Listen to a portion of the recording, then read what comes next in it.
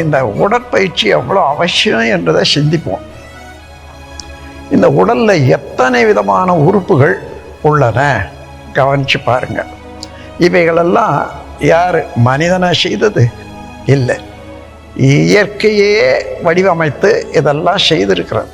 அப்போ ஒவ்வொன்றும் அந்த விரிவு சுருக்க ஆற்றல் உடலில் இயங்குற போது அதுக்கு தகுந்தவாறு அந்த விரிவு சுருக்க ஆற்றலுக்கு தகுந்தவாறு இலக்கமானதோ அல்லது கெட்டியாகவோ மசில்ஸு அதை வச்சுக்கிறதுக்கு, நம்முடைய சதையை வச்சுக்கிறதுக்கு இந்த எக்ஸசைஸ் தான் தேவையாக இருக்கிறது.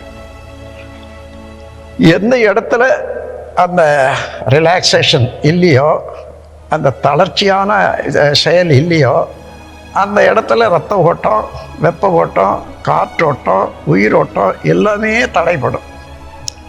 இந்த உயிரோட்டம் தடைப்படுற போது என்ன, அது எல்லாமே தடைப்படுது. வாழ்க வளமுடன்.